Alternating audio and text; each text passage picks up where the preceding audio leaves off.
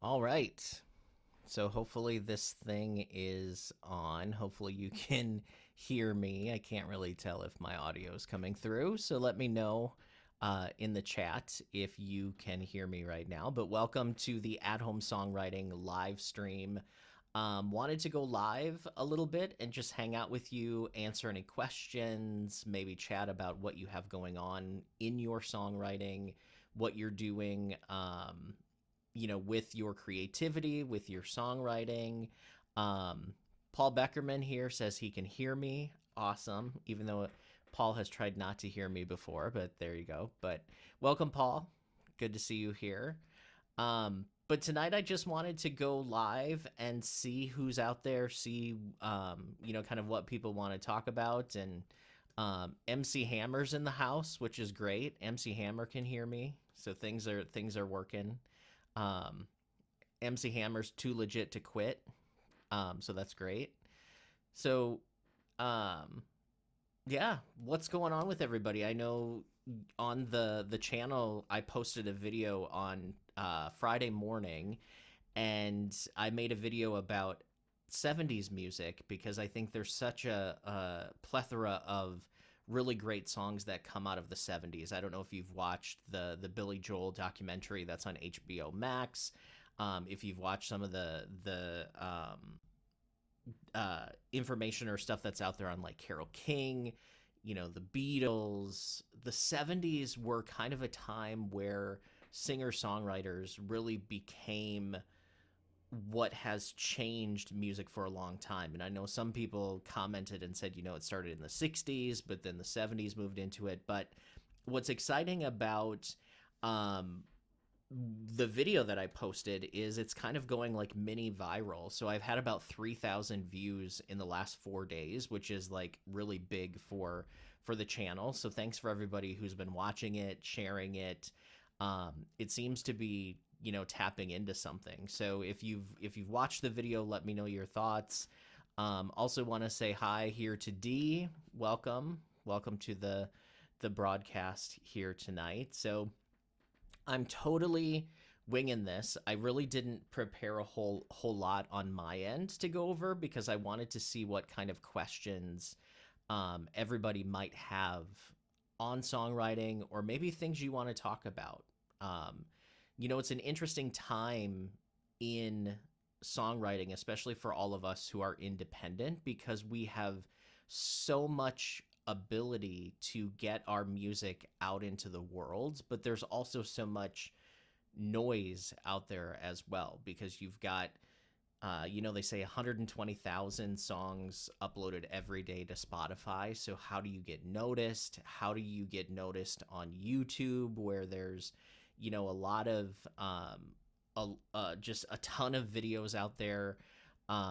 It's amazing how much content is created every day. But what's awesome about all of this is the entry point for people getting into music and for people doing their own music. The gate has been unlocked, right? Like I don't want to say the bar has been lowered, because I actually think the bar is probably higher from like a quality standpoint, because you have to think about how do you stand out. But I think the access that we all have to being able to put out our own music is like none that we've ever seen ever. So we have Scott here. Scott says my video on 70s music was very interesting, very insightful. Thanks, Scott. Yeah, what stood out to you the most, Scott? Did anything resonate with kind of your writing, or what what you got out of the video? I'd be curious to hear what speaks to you, and also how do you see yourself in putting that into your own writing and your own music too.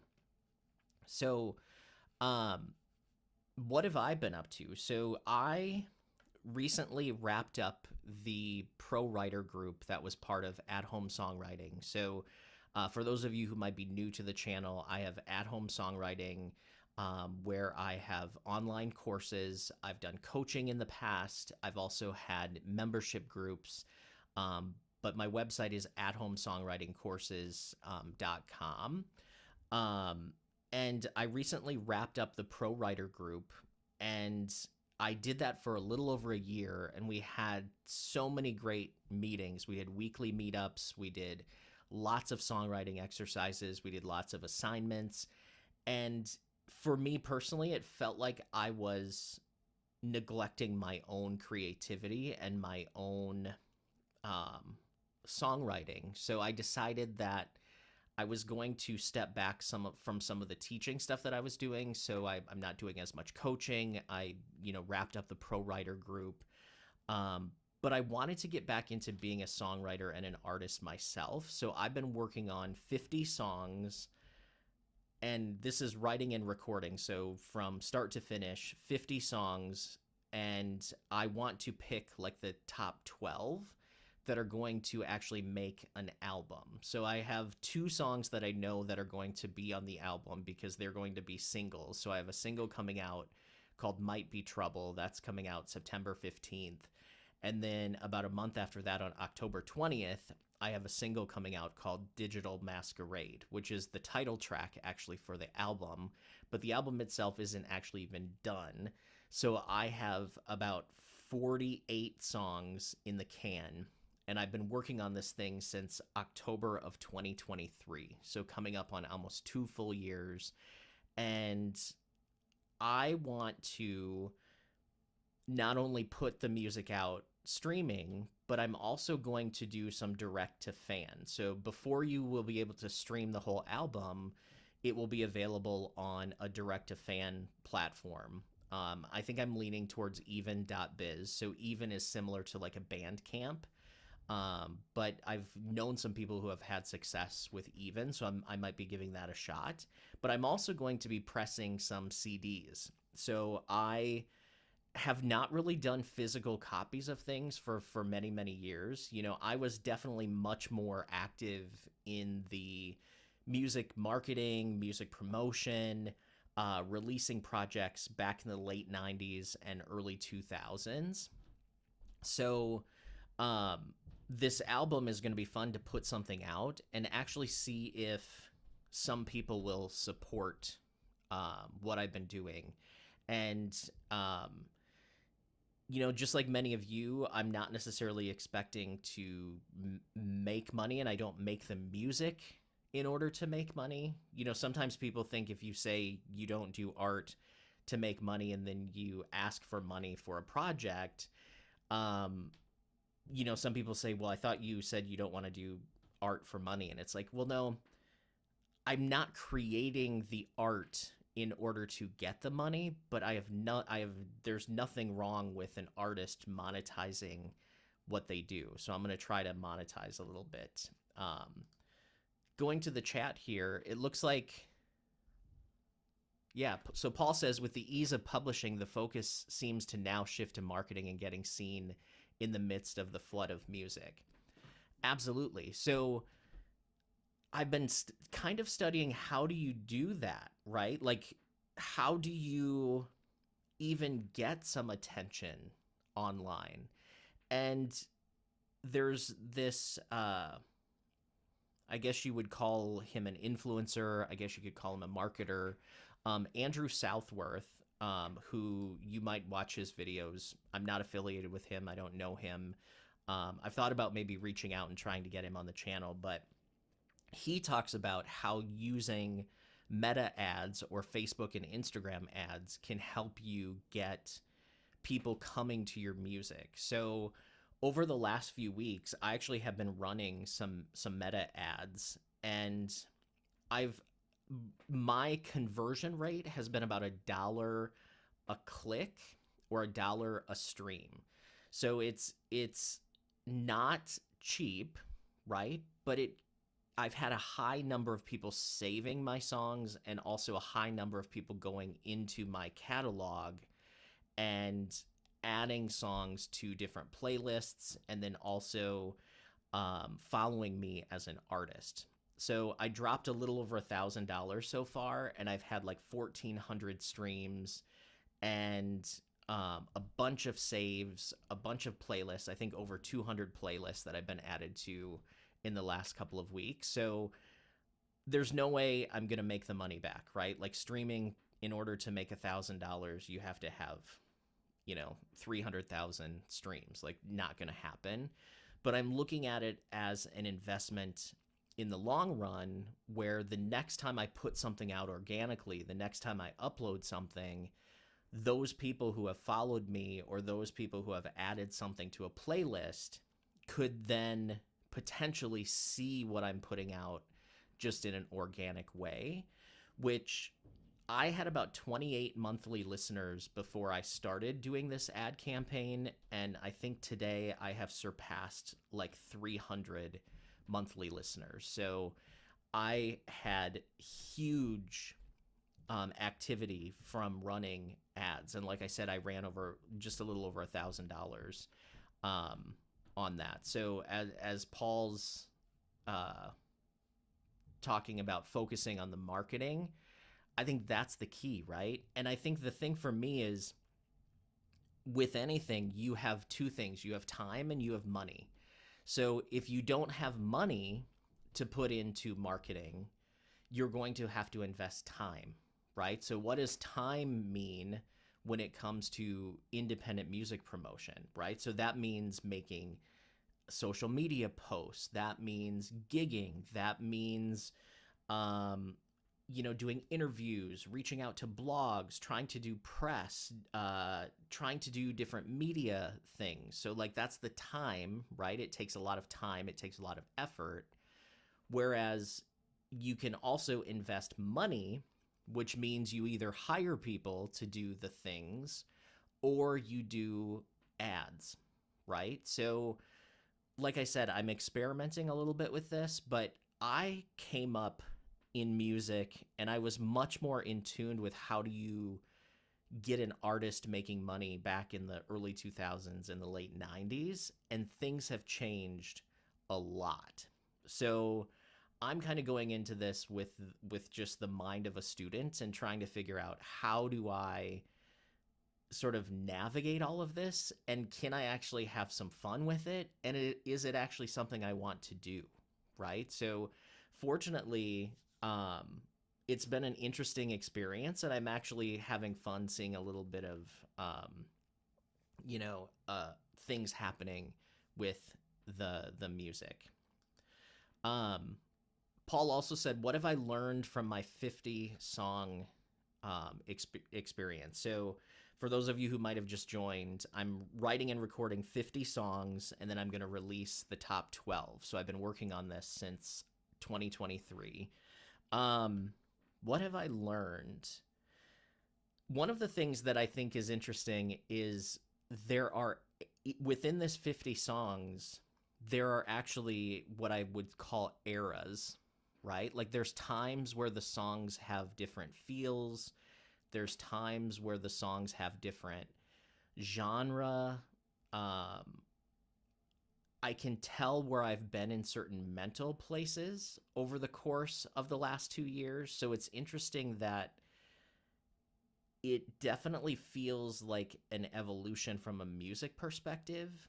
And in some ways, some of the songs don't go with other songs. So it'll be interesting to see what other people think should make it on the album, right? So I'm going to have some people listen to the songs and figure out, which ones should make it, which are the top.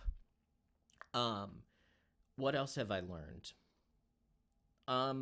I've also had to learn patience, because I've been one of those people who writes 10 songs, puts them out, writes 10 songs, put them out. I also have not marketed my music very much over the last 10 years or so.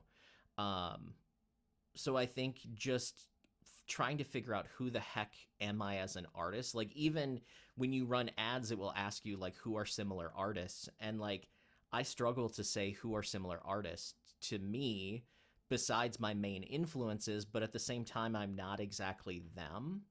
So it's this weird thing where you have to try to paint yourself into a genre, or paint yourself into what you think your music is. So I think that's been a learning experience.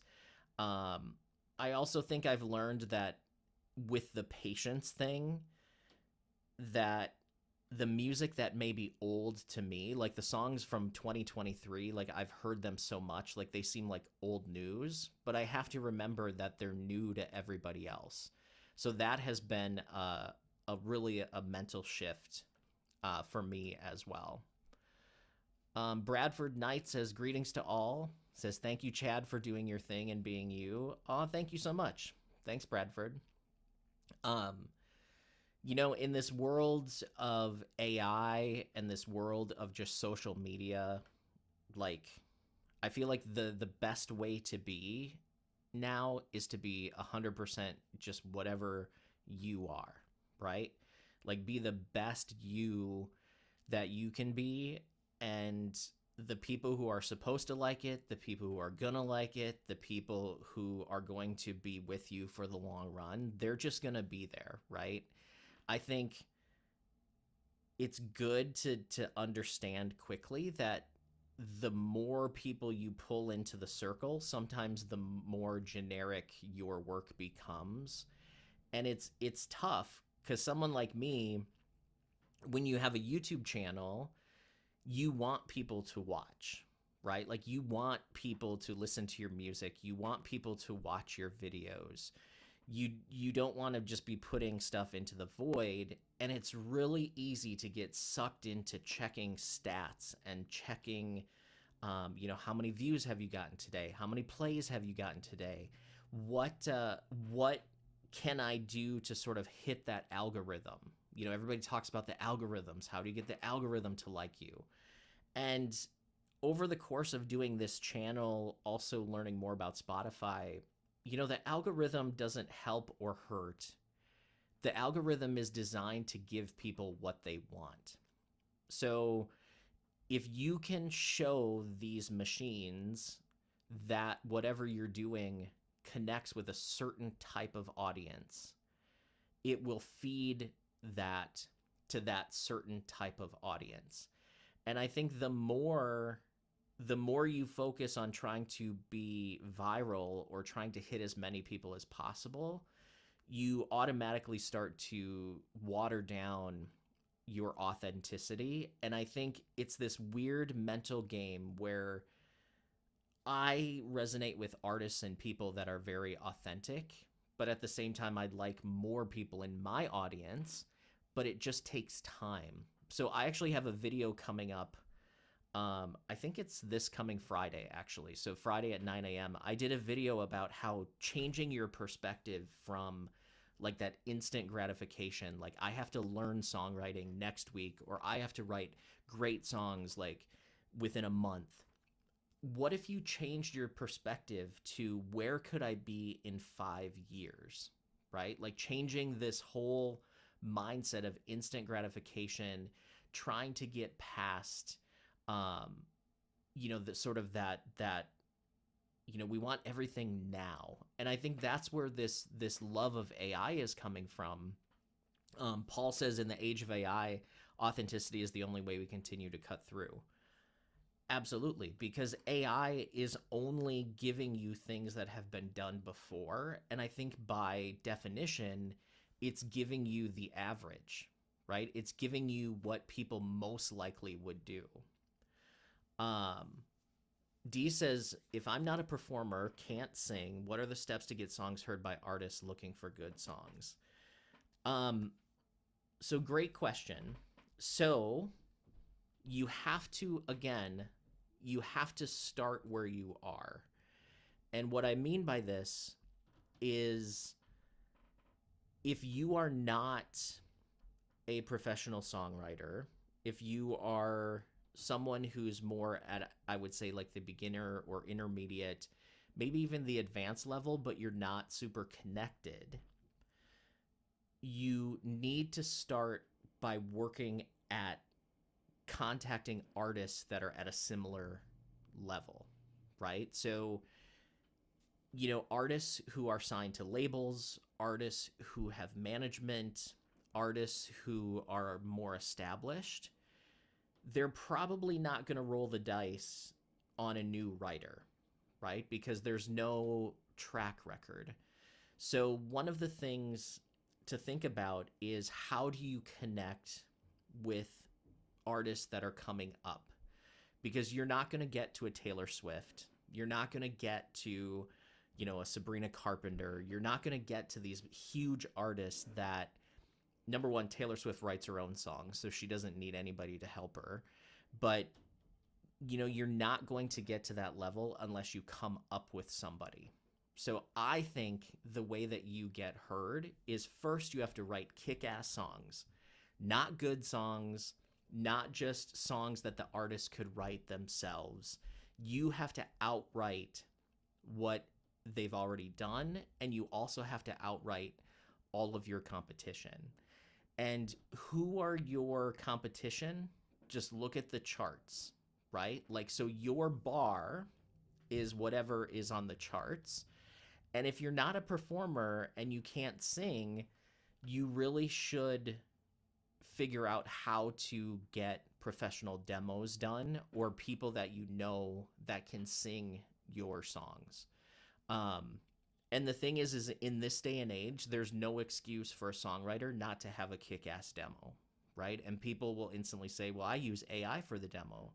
Nah, AI demos are kind of shitty too. I think the best bet is to invest in getting professional demos done by real musicians, real singers. And if you say, well, I don't have money, or I can't invest, how do you expect someone else to invest if you're not willing to take the bet on yourself, right? So I think the first step to do, and I don't know where you are in your journey, but I think you have to learn as much as you can about music business, because it's a rough game. And if you don't know the business and you don't know the game that you're getting into, it's really easy to fall into the mindset of, I just send my song somewhere and someone helps me. Like, that's a myth. That doesn't happen. So you have to, like Bradford saying, like, make friends, join groups, go to open mics, take classes. You really have to connect with people, because the music business is a people business. And that's 100% right, Bradford. Bradford also said, there's no human like you. The AI prompters all sound like the AI platform they use. Nobody sounds like you. 100%. Like, I've experimented with the AI sites just because, let's be honest, it's incredible technology and it's something that we haven't seen before. But I'm really not impressed with it overall. Sure, it sounds good, but it doesn't sound real. And it doesn't sound like an individual. It sounds like the mass-produced version of what songs can be. And what bothers me about the AI too is there's a lot of people who are using it, but they're not being open about the fact that they're using it. And they're bringing songs to, like, review meetings. They're showing people songs, and they'll being like, well, look at this song. And it's like, well, what did you even do? And sometimes they'll be like, well, I wrote the lyrics and it, did the melody. Well, then you didn't write your song, right? Like, you wrote the lyrics. Songwriting is technically putting words to music, right? So one of the things that I always tell people too is, if AI writes better songs than you, then you have work to do, right? Because AI is legitimately the average. And don't get tricked by the voice, right? Like, AI can literally sing nonsense and make it sound good. So it's tricking people to think that their lyrics are actually good, when all it's doing is giving a quote-unquote good, even though they don't sound that good, voice to the lyric, right? So I just believe that if you truly want to do something impressive within music, you have to go the authentic route, and you have to go the hard years of work route, right? Like, I don't know if you've seen, CBS has the Rick Beato, where they created this Sadie Winters. They created an AI artist. They had ChatGPT write the lyrics. Suno created the music. It's kind of gone viral. But, like, there's really no artist, and who did it rip off in order to do that, right? These AI companies have taken music that they found online, maybe even some of ours, and they're giving it to other people, which is really, it's really gross. And it just feels really, it just doesn't feel very good, especially for someone who teaches songwriting and loves the craft. But I don't want to talk all about AI. But what other questions do all of you have? What else is on your mind tonight as I take a drink?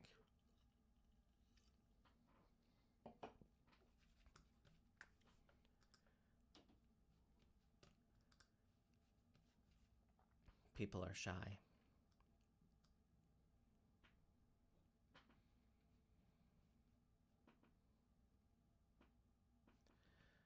Going back to a comment that Scott made a little bit earlier. I don't know if Scott's still here, but when I asked about the 70s, he said the sweet spot, grew up during the 70s, still learn a lot from the songs, especially the singer-songwriters. Absolutely. And I think that's why I made the video that I did, was because these songs are still getting airplay, right? Like, these songs are still out there. These songs are still getting new audiences. And it's like, what about that?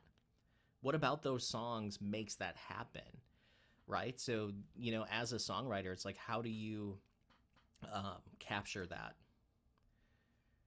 This is a good question, Paul. So Paul says, what current songs are connecting with me?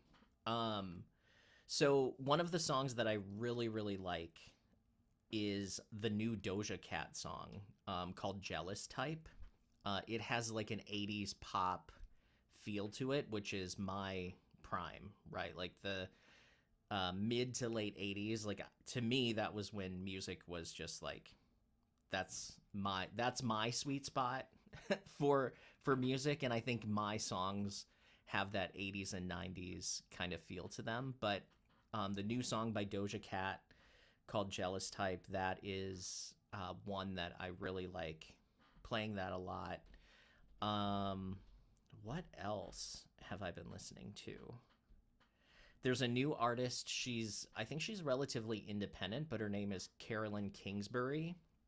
She's another kind of indie pop, sort of 80s pop sound that I really like too. So Carolyn Kingsbury, she's good. Also, yeah, I'm trying to think of what I've been listening to. You know, I like everybody else, I kind of go back to some older stuff and listen. And to be honest, I listen a lot to my own music just because I'm so into trying to figure out, like, do the songs sound like they fit together? What would I change? Is it ready to go? For instance, over this past weekend, I recorded a song called Clickbait, and I have some videos coming out about the whole process, from start to when I cut the vocals. So I show my sort of writing process. But I mixed it like 4 times this weekend, and for some reason it seems like I've been mixing songs like 4 or 5 times before I get them to sound the way that I want them to. And I love the mixing and mastering part. So, like, just as much as writing, I like to practice that part. So it's definitely something that I listen to a lot on my own. What's everybody else listening to? Are there things that stand out to you as far as things that are moving you? Paul, what's on your playlist?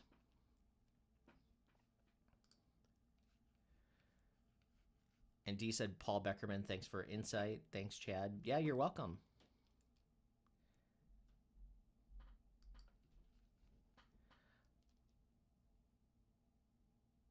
What else?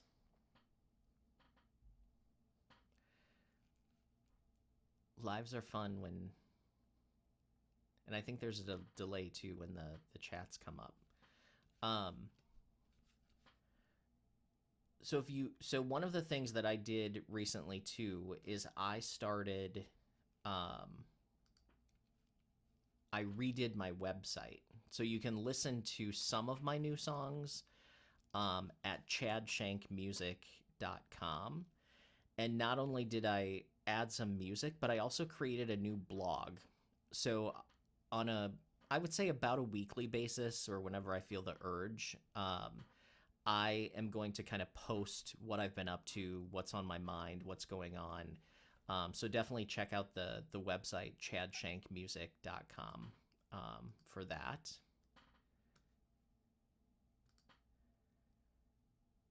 Bradford says, my brother just showed me Jim James. He's like sultry 60s, 70s R&B mixed with a little current mopey alt rock.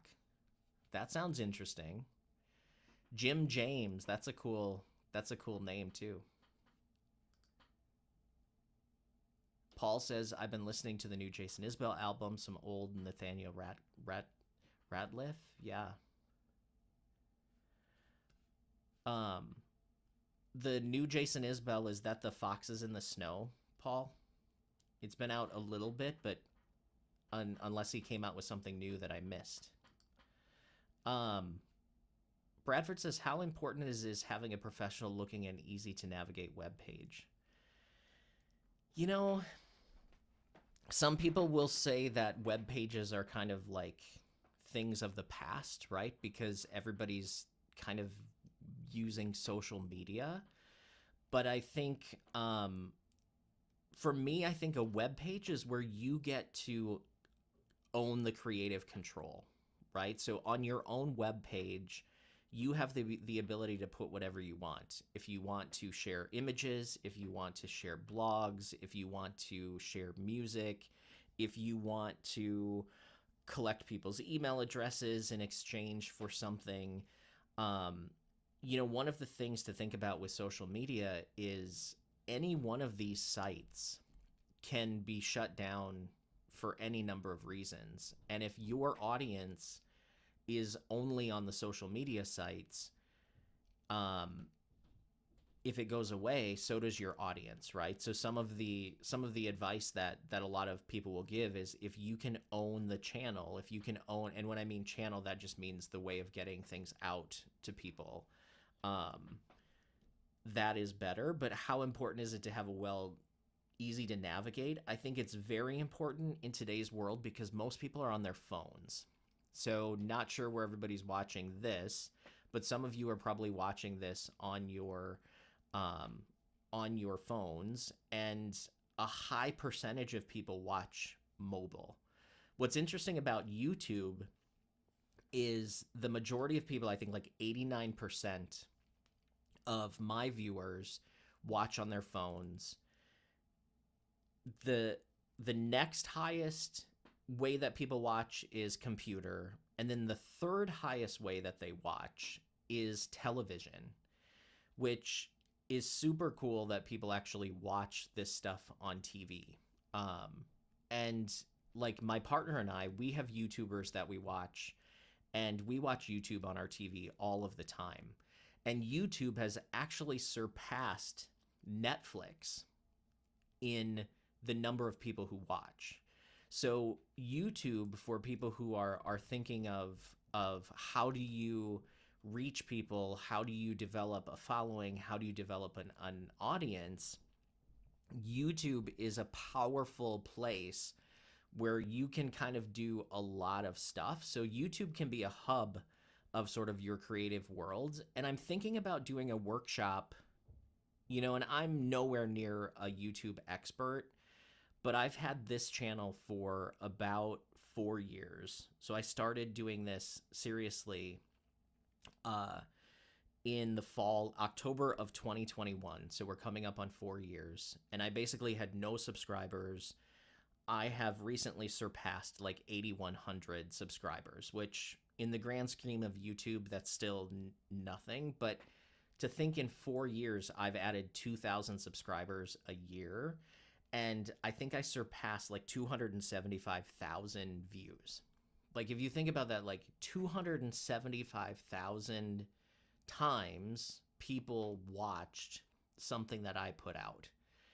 So I've been thinking about doing a workshop on how can musicians use YouTube in order to reach audiences, because one of the things to think about is, you know, YouTube is a place where you can do posts, you can do videos, you can do shorts. Um, there's all kinds of ways that you can use it.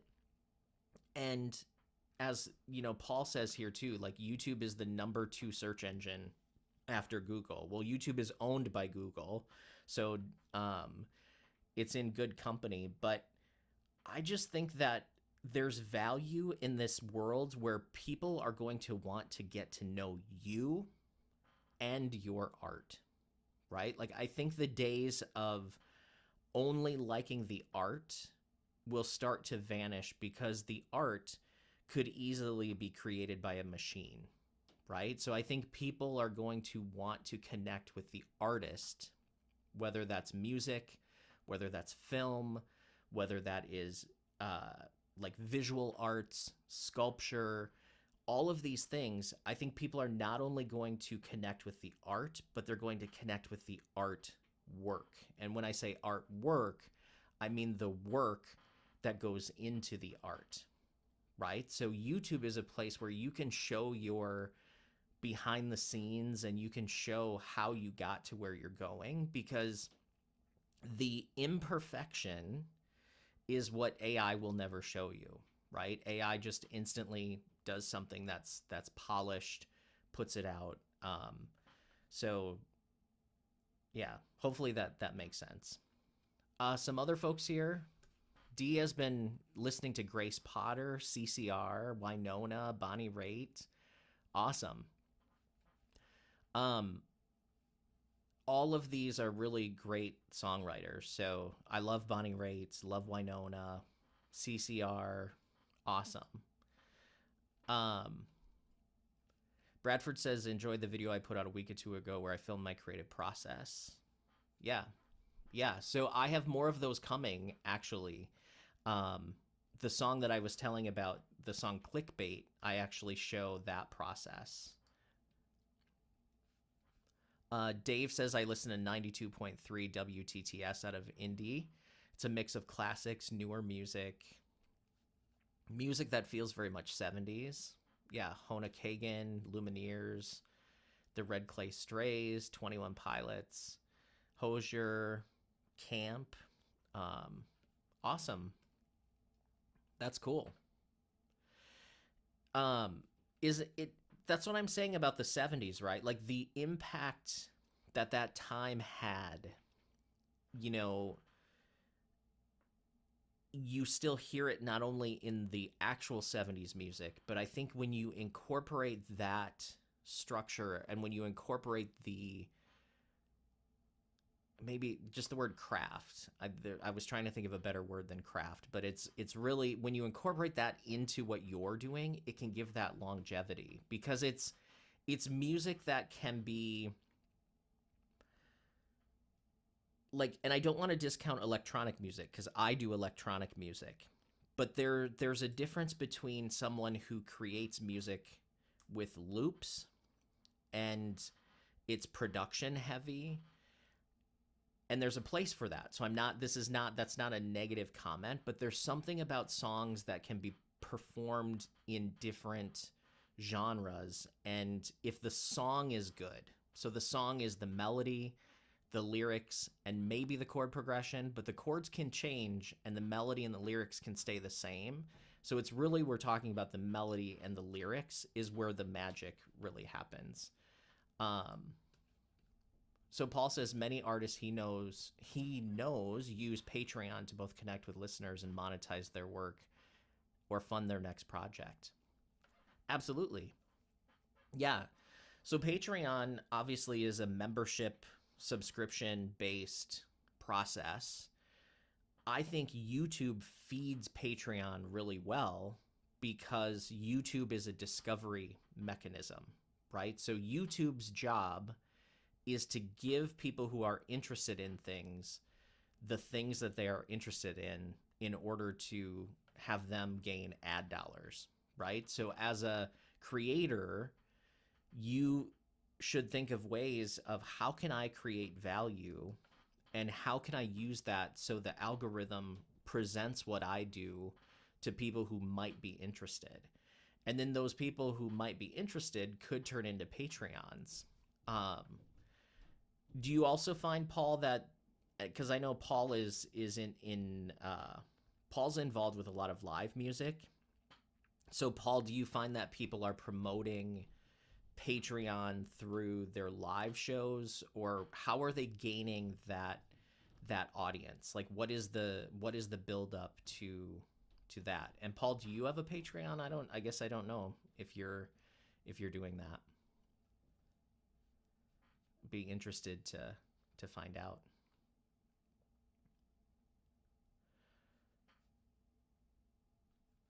Let's see if I missed any comments.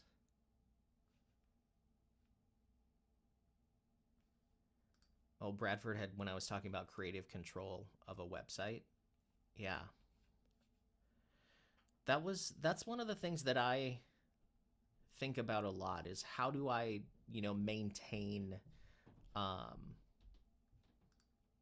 do I maintain the control over what I'm doing and make it so I can use whatever I'm doing, whether that's YouTube or other platforms. It's, to me, it's an extension of the creativity, right? So creating a YouTube video or creating a social media post, like some people look at it as it's just a promotional activity, but in a lot of ways, it's an extension of the music, right? It's an extension of the creative artist perspective. And I like to maintain that too.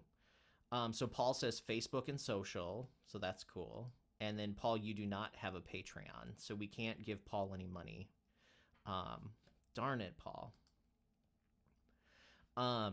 Bradford says put up a QR code at the live shows for tips, but don't do Patreon. Do people, does that work, Bradford? Do people take that step?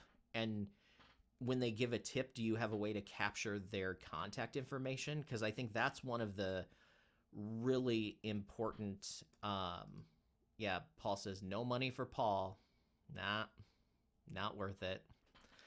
One of the most powerful marketing tools that we all still have, and it's still by far one of the best, is email lists, because you have 100% direct access to people. Now, granted, they don't have to open your email. They don't have to, do anything, but that 100% of what you send out is going straight to a person that's interested, right? And I think if you can find ways to collect people's email addresses, whether that's giving out something for free, or maybe, if they're giving tips, like maybe there's a way to capture who's actually clicking on the link or something, that can be a way that you can follow up and you can hopefully get some of them to follow you more. Bradford says it does work, but the old school tip jar is great as well. And do not do email addresses. That's cool. I've used Buy Me a Coffee. So my link is buymeacoffee.com/@home-songwriting. So if you want to give me tips, you can. I think YouTube allows you to tip on here too. I don't know if I had to set anything up there or what, but not exactly sure how that works. Every once in a while I'll get people sending me money for videos that I post, which is always appreciated.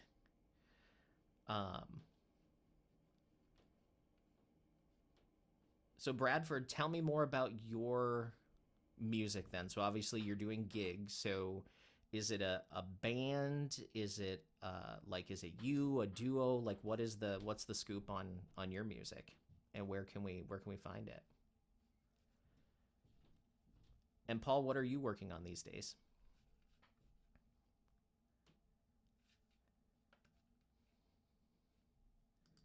Oh, Bradford says the real question is, where's the puppy? Yeah, Joey, I left him out tonight because he's being a little bit of a brat. He didn't eat his food, and I thought that if I let him in here, he probably wouldn't eat. I'm not sure why he like this past weekend got his schedule off, and then he is such a routine dog that anytime his schedule changes, then he like will stop eating. It's crazy. Bradford says he has a ska band. All platforms as Mr. Incommunicado. Awesome. That's awesome. I'll check it out after we get done here. And you write the music. So as a band then, so if you're doing the music, is everybody getting together and writing words to it, or is it just music, or how does that work? I'll have to check that out. Paul says he's got a new album that's off to disc makers for production. Awesome. I'm going to use disc makers too. I actually wanted to go local. So I reached out to some local CD people here in Minneapolis. So some of you may not realize that I'm in Minneapolis, but the amount of CDs that I would have to get was out of my budget, and I would have CDs for like 80 years if I got that many. And the thing about disc makers is you can do as few as 100 CDs. So I'm going the disc makers route too. But also related to disc makers, I don't know if any of you have used CD Baby lately for posting music, but I've used DistroKid and I've also used CD Baby. But CD Baby, I uploaded a single 2 weeks ago tomorrow, and it's still in their inspection queue. So they have this new thing where if you pay them $30, they will move you up the queue. So I thought, well, I don't want to pay an extra $30. So I just like taking my chances. Luckily, my release date is still 2 weeks away, but I have never had a song take this long to be like reviewed and move through the process. Like, it's making me really consider if I even want to keep using CD Baby, because in today's day and age, it's a little bit ridiculous. So, Paul said he just listened to your band, Bradford. That's awesome. He said, cool stuff. So Bradford writes everything except for the horn parts. Also teach songwriting and private songwriting at local community college and coordinator for NSAI Arizona. Awesome. That's cool. Well, now I feel honored that you watch my channel, so I appreciate that. Paul and I know the NSAI coordinator for Minnesota. I think it's still Doug Milloway. Doug has been working with not only NSAI, but also the Minnesota Association of Songwriters, too. Yeah, Bradford says no problems with DistroKid. Yeah, I haven't had any problems with DistroKid either. One of the reasons why I went with CD Baby was because in their like CD Boost or their Project Boost, they handle some of the PRO registration, and they do some of the if you have any splits, they do kind of the publishing end, and I know you pay extra for it on the back end. Where DistroKid, and also with CD Baby, is like you pay and then it's done, whereas DistroKid is a little bit more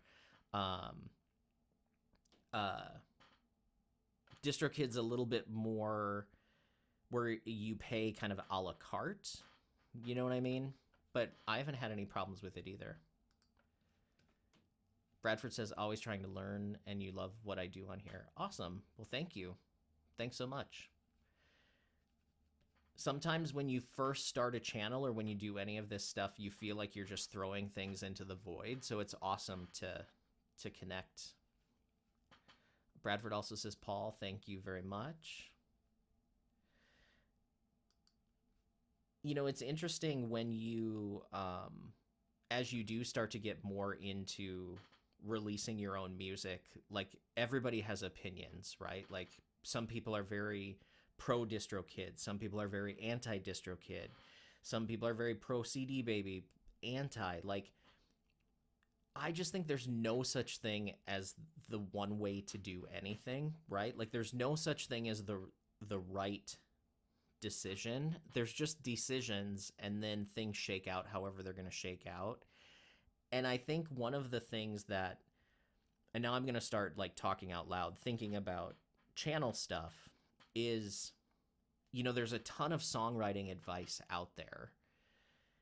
And there's a lot of people who are relying heavily on tutorials, right? And I'm speaking as someone who makes tutorials, who likes to teach.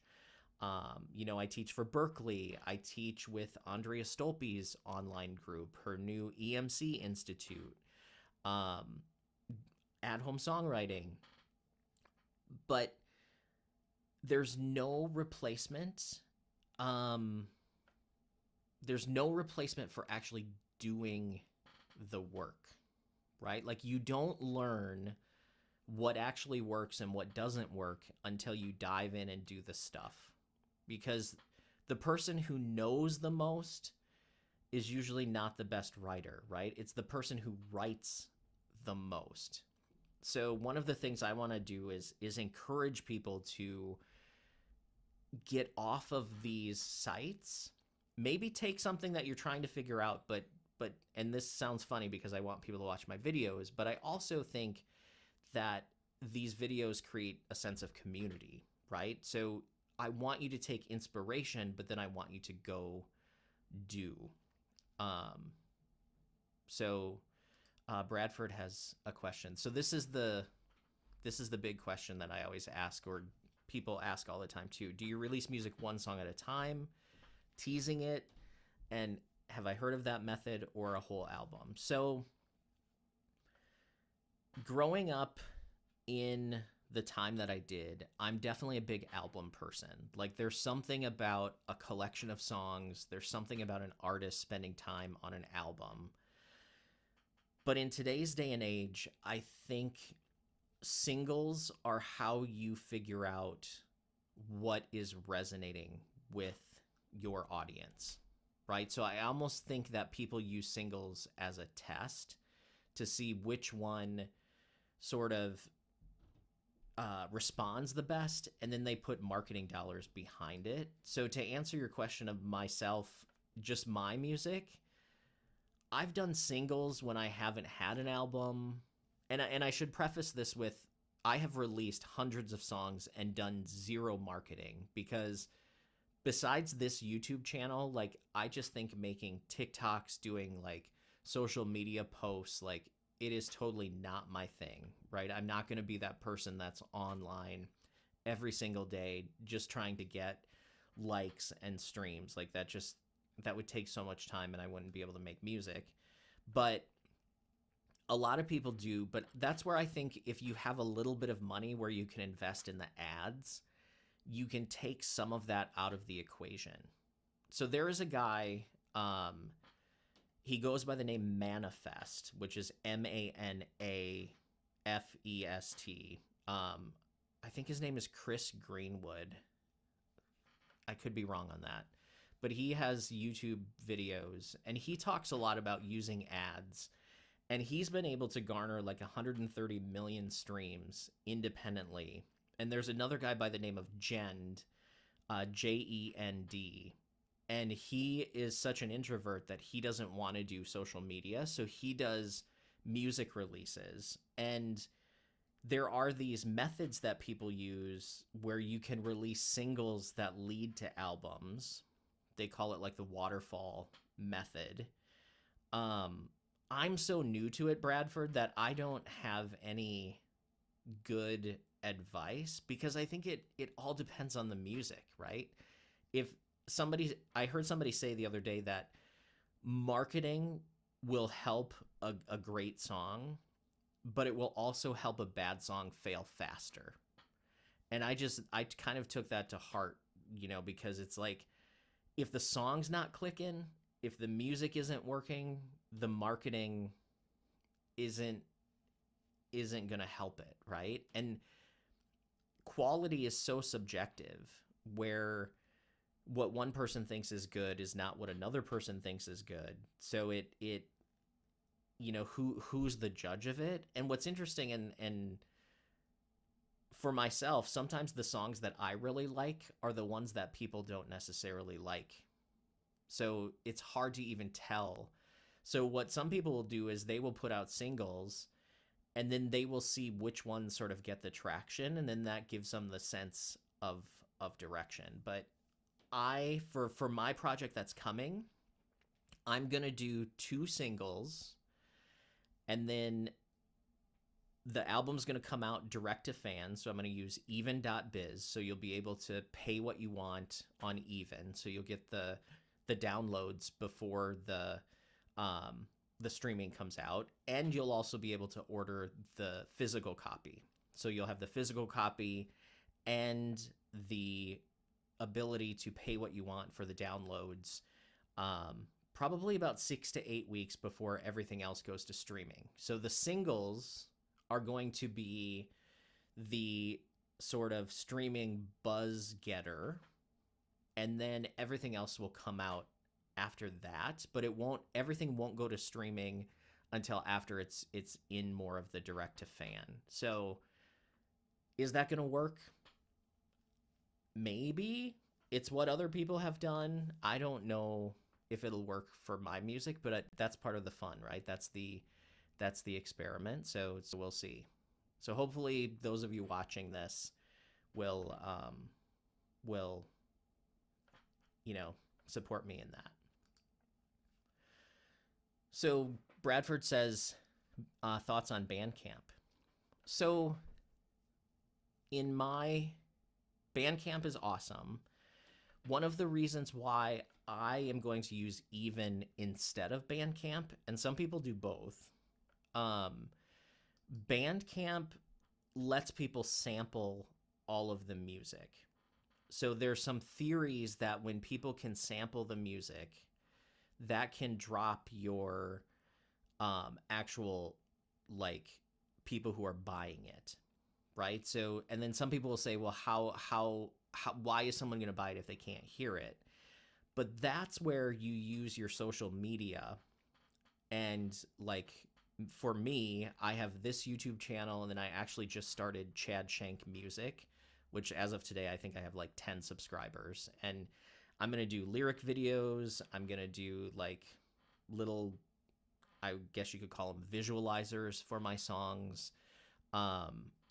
You use the social media to drive people to the Bandcamp or your Even site.